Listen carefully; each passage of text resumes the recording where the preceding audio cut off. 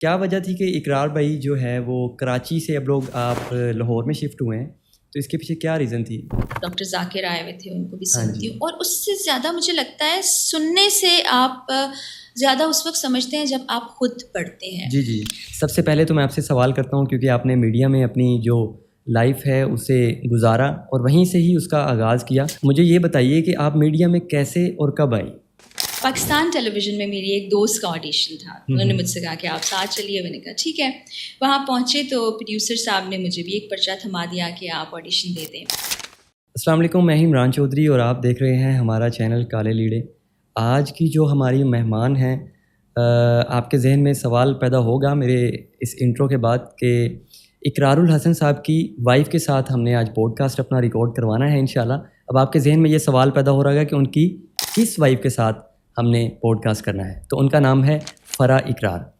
Welcome to our podcast. Thank बहुत you so शुक्रिया आपका। मच। सबसे पहले तो मैं आपसे सवाल करता हूँ क्योंकि आपने मीडिया में अपनी जो लाइफ़ है उसे गुज़ारा और वहीं से ही उसका आगाज़ किया। मुझे ये बताइए कि आप मीडिया में कैसे और कब आई? मीडिया से ताल्लुक़ काफ़ी पुराना हो चुका अब तो। और पहला प्रोजेक्ट ठीक से सन याद नहीं है, लेकिन पीटीवी का एक प्रोग्राम होता था रात के, जो लाइव नशरियात चला करती थी। जी। वो रात के औकात में होता था। फिर पीटीवी ही के कुछ प्रोग्राम्स हुआ करते थे, जैसे 14 अगस्त पे, जी। ईद के मौके पे, 6 सितंबर के मौके पे, स्पेशल ओकेजन्स पर उसको मैं होस्ट किया करती थी लाइव। तो वहाँ से ये सिलसिला शुरू हुआ था। 2003-4 की बात होगी गालिबन। तो उसके बाद फिर जो बाकायदा तौर पर मैंने टेलीविज़न के साथ वाबस्तगी इख्तियार की, वो दुनिया न्यूज़ था। 2008 और 9 के दरमियान की ये बात है। न्यूज़ एंकरिंग से स्टार्ट किया था, फिर वो जर्नी आगे चलते चलते कराची चली गई, प्रोग्राम स्टार्ट किया। तो इस तरह से जी। आगाज़ हुआ था। अच्छा, मुझे ये बताइए कि मीडिया करियर जो है, उसमें किन-किन मुश्किलात का सामना करना पड़ता है? जैसे इकरारुल हसन साहब के साथ तो आपकी मुलाकात बाद में हुई, लेकिन उससे पहले जो डिफ़िकल्टीज़ थी आपके लिए, वो कैसे थी और फिर कैसे आप सेलेक्ट हुई और आगे आई? अच्छा, मुझे बहुत ज़्यादा मुश्किल पेश नहीं आई थी। मैं अपने जो भी काम होता है ना, वो बड़ी मेहनत से करती हूँ। जी। तो मैं जब स्कूल कॉलेज में भी थी तो डिबेट्स किया करती थी, तो उसकी वजह से उर्दू कुछ बेहतर थी, हाँ जी। रवानी थी बोलने के जी। अंदर। स्टेज पर जब आप जाते हो तो कॉन्फिडेंस भी आ जाता है। तो कैमरा जब मैंने फ़ेस किया पहली मर्तबा, पाकिस्तान टेलीविज़न में ही ऑडिशंस थे। और मैं अपनी एक दोस्त के साथ गई थी। मेरा कोई इरादा नहीं था हुँ, हुँ। कि मुझे न्यूज़ में जाना है या मुझे प्रोग्राम होस्ट बनना है। वैसे एक्ट्रेस शौक था, बनना चाहती थी। शौक था आपने। एक्ट्रेस बनने का हुँ, शौक था। हुँ। वो घर वालों को पसंद नहीं आया, तो मैंने कहा अब क्या, दिल से निकाल दिया हाँ जी। ख़्याल। पाकिस्तान टेलीविज़न में मेरी एक दोस्त का ऑडिशन था। उन्होंने हुँ। मुझसे कहा कि आप साथ चलिए। मैंने कहा ठीक है। वहाँ पहुँचे तो प्रोड्यूसर साहब ने मुझे भी एक पर्चा थमा दिया कि आप ऑडिशन दे दें। मैं चूँकि बता चुकी हूँ पहले इंटरव्यूज़ में भी कि एक्टिंग का शौक़ रखती थी और हाँ घर से जी। इजाज़त नहीं थी, तो मैंने ख़्याल दिल से निकाल दिया था। तो मैंने कहा नहीं, मुझे होस्टिंग नहीं करनी है या मुझे इसमें कोई शौक़ नहीं है, इंटरेस्ट नहीं है। तो उन्होंने कहा नहीं, आप पढ़ लीजिए। अच्छा, वो पर्चा मैंने पढ़ा। कैमरा को पहली मर्तबा ही फेस कर रहे थे, हाँ जी। मतलब टेलीविज़न कैमरा को। हुँ, हुँ। तो बातचीत शुरू की और जो कुछ था वो याद हो गया, बोल दिया। नेक्स्ट डे कॉल आ गई कि हुँ, आपका हुँ। ऑडिशन जो है वो अच्छा। बड़ा बेहतरीन हो गया, आप आ जाइए। अच्छा, वालदा साहिबा से डिस्कस किया, उनको यकीन नहीं आया, उन्हें लगा ये मजाक कर रही है, लेकिन वो वाकई ऐसा हुआ। फिर वो मैंने आपको बताया, प्रोग्राम्स का सिलसिला शुरू हुआ। ओकेजनली भी होता था, फिर वो रात गए वाला प्रोग्राम इस तरह से हुआ। लेकिन मैंने जब न्यूज़ कास्टिंग के लिए क्लास ज्वाइन की और दुनिया न्यूज़ में ट्रेनिंग हुई थी, तो उस वक्त ये होता था कि मैं बहुत जूनियर थी, अभी पढ़ाई मुकम्मल करके मैं आ गई थी। तो जो सीनियर्स थे या कुछ लोग जिनके पास नॉलेज बहुत था, जी। बहुत अच्छे थे, वो अक्सर मुझे कहा करते थे कि छोटी सी हो तुम, स्माइलिंग फेस है, ऐसे लोगों को न्यूज़ में नहीं होना चाहिए, ये बड़ा सीरियस काम है, तुम नहीं कर सकती, हाँ ये जी। तुम्हारा काम नहीं है। हुँ। खामोश हो जाया करती थी, मेहनत करती थी और मेहनत करती रही हूँ, अल्लाह का शुक्र है अभी तक काम चल रहा है। हाँ जी। अच्छा, हमारा जो ये पॉडकास्ट का टॉपिक रखा गया ना, एक तो आपकी फ़ील्ड वो है और दूसरे नंबर पे जो आजकल जितने भी लड़के और लड़कियां हैं शोबिज़ में इंटरेस्ट रखते हैं, लेकिन उनके लिए मसला पेश आता है, परेशानियों का जो है वो शिकार होते हैं। तो मैं पूछना चाहता हूँ कि क्या शोबिज़ में आने के लिए फ़ाइनेंशियली स्ट्रॉन्ग होना ज़रूरी है? मेरा नहीं ख्याल कि ऐसा कोई फाइनेंस का ताल्लुक शोबिज़ के साथ है, अपना कोई आप सेटअप करना चाहते हैं, लेट्स सपोज आप चाहते हैं स्टूडियो बना लें, या पॉडकास्ट भी आप कर रहे हो तो उसके लिए ख़र्चा होता है, इक्विपमेंट ख़रीदना होता है, लेकिन आप चैनल ज्वाइन करना चाहते हैं तो उसके लिए आपको जो उससे रिलेटेड पढ़ाई है वो करना ज़रूरी है। उसके अलावा कुछ आपको वही बात है कि उर्दू अच्छी आनी चाहिए, कॉन्फिडेंस होना चाहिए, आप जिस फील्ड में जाना चाहते हो, ज़रूरी नहीं कि कैमरे के सामने आना चाहें, उस पर आपकी ग्रिप होनी चाहिए। ऑडिशंस होते हैं, इंटरव्यूज़ होते हैं, फिर आपकी सिलेक्शन होती है, तो उसके लिए पैसों की ज़रूरत नहीं है। क्योंकि आजकल देखें ना आप, जितने भी लड़के लड़कियां हैं यानी इस फील्ड में जो है वो बहुत कोशिश करते हैं लेकिन वहाँ तक पहुँच नहीं पाते। उसकी रीज़न ये है कि आजकल कंपटीशन बहुत ज़्यादा हो चुका है ना, तो मैं इसलिए ये सवाल मेरे जहन में है, तो मैंने कहा मैं पूछ। चैनल्स बहुत सारे हो गए हैं, फिर सोशल मीडिया इतना वास्ट हो गया है कि जैसे पहले एक इंसान जो टेलीविज़न पर आपको नज़र आता था, उससे हर कोई पहचान लेता था, अब वो कम हो गया। अब मुझे लगता है टीवी चैनल से ज़्यादा ये सोशल मीडिया की पावर है, और टीवी पर मुझे लगता है कि अब शायद सैलरीज भी उस तरह से नहीं है जैसे पहले ज़माने में थी। फिर इतने सारे चैनल्स का आ जाना, मीडिया इंडस्ट्री भी बटी हुई आपको दिखाई देती है, जहाँ पर अगर आप ज्वाइन करते हो तो उनका एक एजेंडा होता है जिस पर आपको काम करना होता है, तो जो ना कर सके उसके लिए मुश्किलात तो हैं। अब मुश्किल हो गया है काम करना, आज के दौर में मुश्किल हो गया है। पहले चंद चैनल्स थे, अब बड़ा न्यूट्रल अंदाज में काम करते थे, अब बदल चुका है सब कुछ। तो मुझे ये लगता है कि टेलीविज़न से ज़्यादा लोग सोशल मीडिया देखते हैं, जैसे आप फेसबुक देख रहे हैं, यूट्यूब देख रहे हैं, और बहुत से मीडियम्स हैं, इंस्टाग्राम है, बहुत सारे और भी हैं उनको शायद मुझे नहीं मालूम। तो अगर कोई टीवी चैनल को ज्वाइन नहीं कर पाता किसी भी वजह की बिना पर कि उसको मौका नहीं मिला, या कुछ लोग कहते हैं कि हमारा कोई लिंक नहीं था, हम नहीं पहुंच पाए, तो उनके लिए एक अच्छी चीज़ है सोशल। बाय द वे मुझे लिंक से याद आया, आपका पॉडकास्ट भी डायरेक्ट आपको मैसेज किया और आपने बड़ी संजीदगी से हमें जो है हमारी दरख्वास्त को कबूल किया, बहुत शुक्रिया।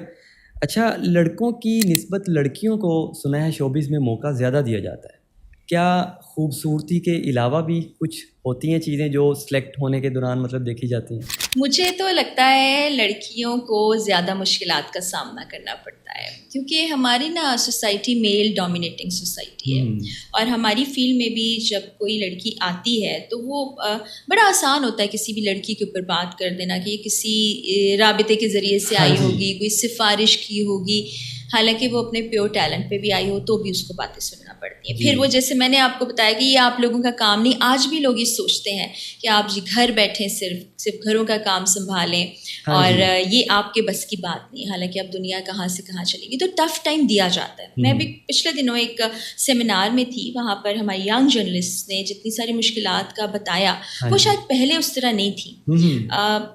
ये बड़ा मसला हो गया है कि फिर उनको अपने आप को मनवाने के लिए एक जो भी उनका मेल कॉलीग है उससे डबल मेहनत करना पड़ती है, और शॉर्टकट से अगर आप आते हैं और आप में टैलेंट नहीं है तो ये जो फील्ड है ना, चाहे टेलीविज़न की हो चाहे सोशल मीडिया की, ये बड़ी जालिम है, ये फिर आपको एक्सेप्ट नहीं करती है। पहले अगर आप सोच लें लड़का हो या लड़की के, हम जी सिफारिश से चले जाएंगे या हमारे लिंक्स हैं, लेकिन फिर आप बहुत लंबे अरसे सस्टेन नहीं कर पाते। और ऐसा होता भी है कि आप लोग जिस तरह बहुत से पुराने एक्टर्स हैं, जिस तरह इकरार भाई को देख लें, कब से मेहनत करते आ रहे हैं, इस तरह और भी एक्टर्स हैं आपको पता है। लेकिन आजकल जो ज़्यादातर देखा जाता है ना, वो ये चीज़ ही होती है कि एक जो पहले उनका हम चेहरा नहीं देखते स्क्रीन पे, और इंस्टेंट उनका स्क्रीन पे चेहरा देखते तो हमारे जहनों में ये सवाल आता है कि जो गरीब बंदा है जिसके अंदर टैलेंट है, उसको पाकिस्तान फ़िल्म इंडस्ट्री या ड्रामा इंडस्ट्री जो है वो मौका नहीं देती। तो किस हद तक सिफारिश, मतलब फॉर एग्जांपल अगर मेरे पास सिफारिश है किसी बंदे की, तो मेरे पास टैलेंट भी है, तो किस हद तक मतलब मुझे मौका दिया जाता है? अच्छा देखिए, अगर आपके पास अच्छी सिफारिश है या आपका कोई जानने वाला टेलीविज़न में मौजूद है तो आपका ऑडिशन हो सकता है पास भी हो जाए, आपको जगह भी मिल जाए, काम भी मिल जाए। मैं इससे कोई वो इख्तलाफ राय नहीं रखती कि ऐसा होता है बाज़ औक़ात, अगर मेरा कोई जानने वाला है मैं किसी से कह दूँ उसका ज़रा आसानी से काम हो जाएगा।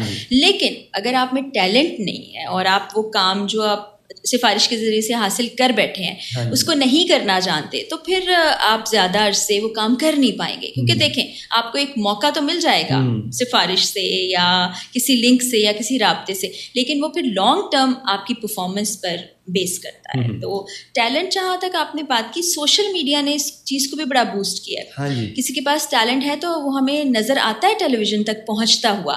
तो मुझे लगता है कि जहाँ टेलीविज़न की पहचान उस तरह से नहीं रही या लोग उसको उतना नहीं देखते, सोशल मीडिया एक पावरफुल टूल बन के सामने आया है कि आप अपने टैलेंट को उसके ज़रिए प्रमोट करके मेन स्ट्रीम मीडिया तक भी जा सकते हैं। हाँ जी, हाँ जी।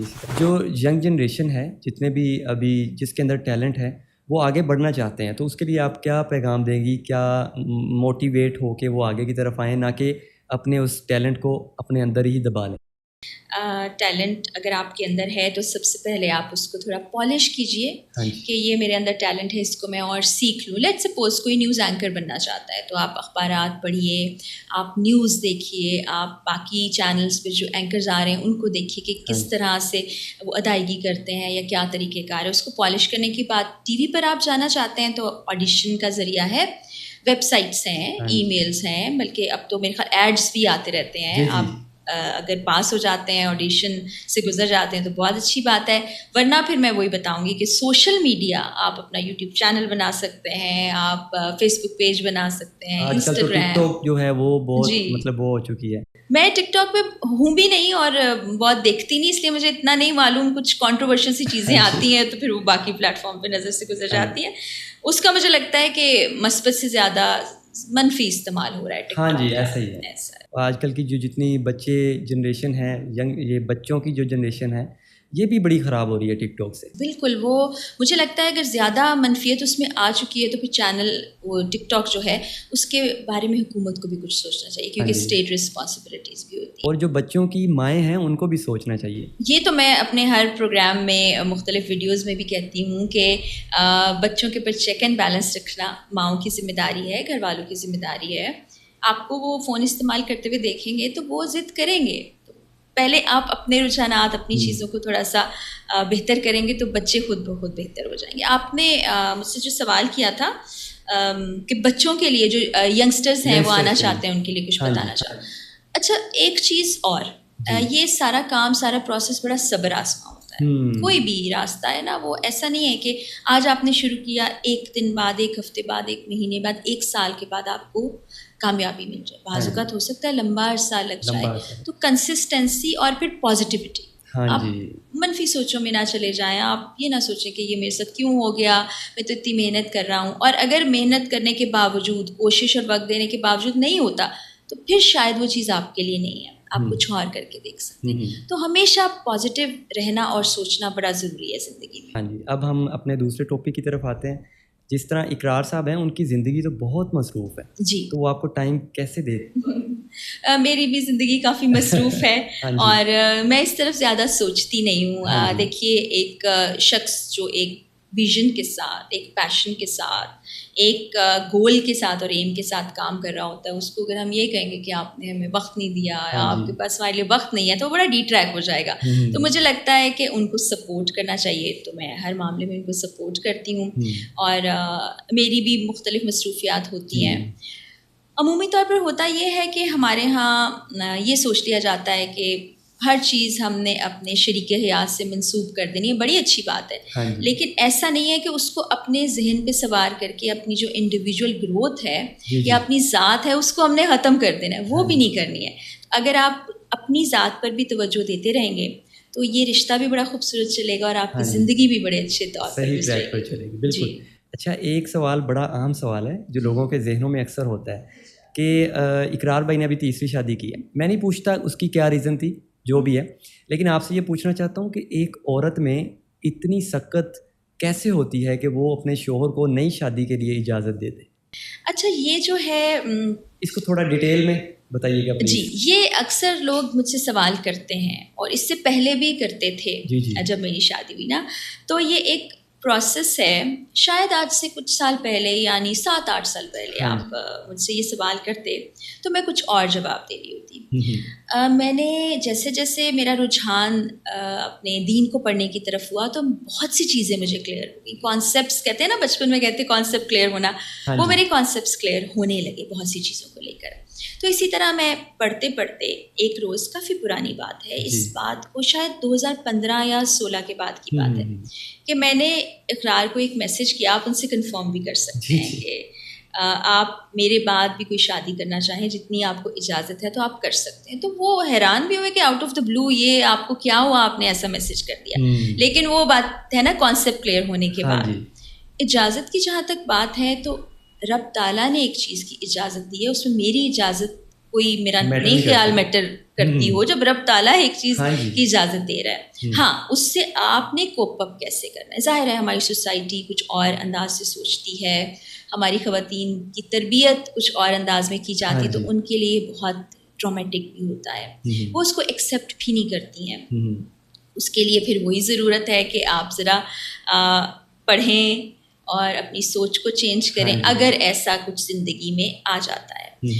लेकिन मुश्किल ज़िंदगी नहीं गुजारनी चाहिए। अगर आपको नहीं समझ आ रहा कुछ, तो आपके पास और रास्ते भी हैं, वो भी रब ताला ने दे रखे हैं। लेकिन यह है कि अपने रिश्ते को ख़राब नहीं करना चाहिए, उस पर फोकस करना चाहिए। तो आपने पूछा कि वो एक मरतबा और शादी कर लें, तो मैं तो पहले भी इंटरव्यूज़ में बता चुकी हूँ कि मुझे किसी पर कोई एतराज़ नहीं है। अगर सबके साथ अच्छा चल सकते हैं, बर्डन उन पर बढ़ता है, तो वो फिर कर सकते हैं। क्या वजह थी कि इकरार भाई जो है वो कराची से अब लोग आप लाहौर में शिफ्ट हुए हैं, तो इसके पीछे क्या रीज़न थी? कोविड के दौरान ऐसा हुआ कि हमारी फैमिली चूँकि लाहौर में होती है ज़्यादातर, मेरे वालिदैन भी यहीं पर हैं, इकरार के जो रिश्तेदार हैं वो भी यहीं पर हैं, तो आना जाना जब बहुत ज़्यादा लिमिटेड हो गया ना, तो ज़ाहिर है ख़ानदान में कुछ मुश्किलात भी आई, कुछ फौतियाँ भी हो गई थी। तो फिर सोचा ये कि हमें करीब होना चाहिए अपने बाकी रिश्तेदारों से। तो चूँकि हम लाहौर से ही ताल्लुक़ है मेरा भी और इकरार का भी, तो हम लाहौर वापस आने का सोच रहे थे। फिर ये सोचा कि घर भी यहीं बनाते हैं, क्योंकि प्लॉट था एक जिस पर घर बनाना था, वो शुरू कर दिया। आगाज़ में तो इतना नहीं लगा कि वापस आ जाना चाहिए घर के लिए, लेकिन फिर बाद में ये हुआ कि अब हर रोज़ कोई चीज़ हो रही है, कोई मुकम्मल हो रही है, उसके लिए इकरार का होना ज़रूरी था। तो फिर उन्होंने कहा हम मूव कर जाते हैं। लेकिन बड़ी वजह वही थी कि हम कराची में थे, कोई भी मुश्किल परेशानी होती थी तो इतनी जल्दी नहीं आ सकते थे, कुछ घंटे तो लग ही जाते हैं। तो यहाँ करीब होना सबसे ये था, और घर भी यहाँ फिर बन रहा था, तो इसलिए हम वो। अच्छा, आप बड़ी संजीदा इंसान हैं, तो ये संजीदगी गॉड गिफ्टेड है या ये दुनिया की जो कंडीशंस हैं उनसे आपको सीखने को मिली और आपने अपनाई? हालात वाक़यात होते हैं, कुछ नेचर भी होती है आपकी, और कुछ बाद में होने वाली हैपनिंग्स आपकी शख्सियत बनाती हैं। तो मुझे बुनियादी तौर पर भी लगता है कि मैं एक सोच विचार करने वाली इंसान हूँ।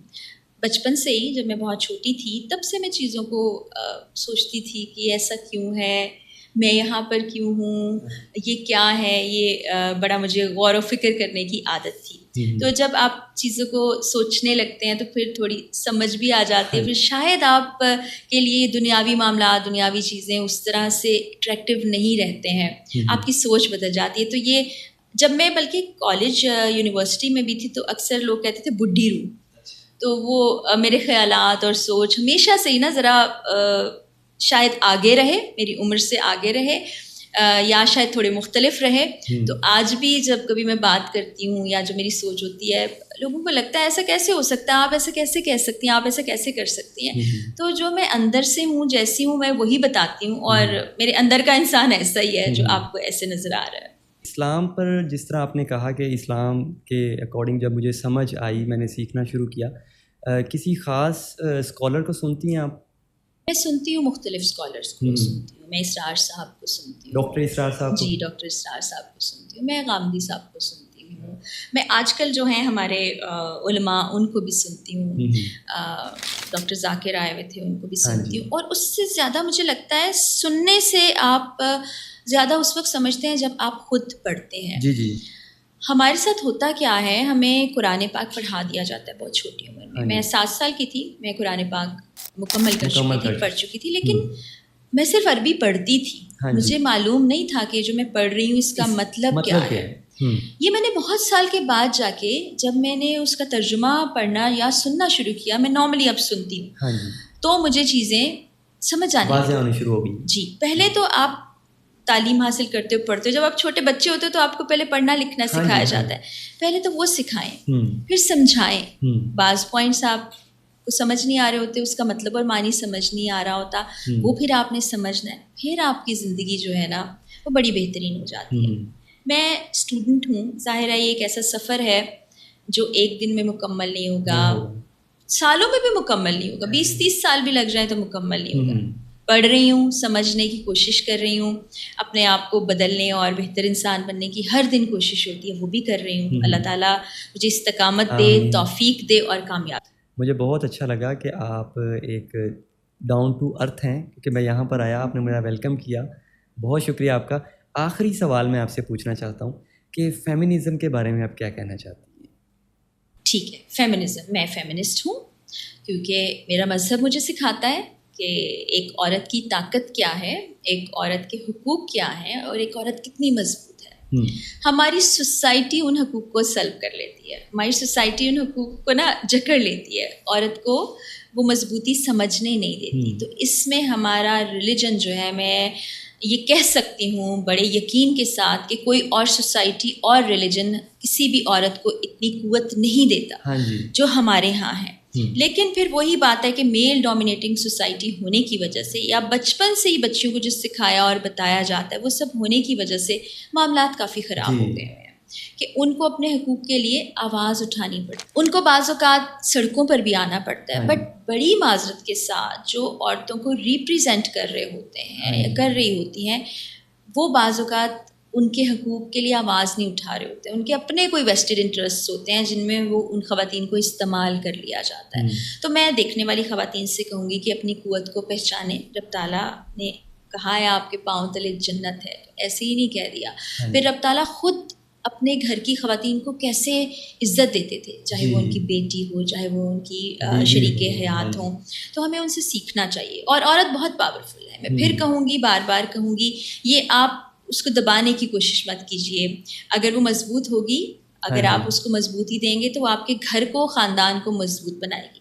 एक मर्द तो फ़िक्र माश में लगा रहता है, अगर हम अपनी सोसाइटी की बात करें, औरत भी अगर उसके साथ हाथ बटा लेगी तो बहुत अच्छा होगा, और उसमें मर्द को भी साथ देना है। फिर बच्चों की तालीम, तरबियत, पूरे ख़ानदान को साथ लेकर चलना, ये औरत कर रही होती है। तो औरत के ऊपर बहुत जिम्मेदारी है, उसको अपनी ताकत को पहचानना चाहिए। बहुत शुक्रिया आपका, thank you so much. Allah.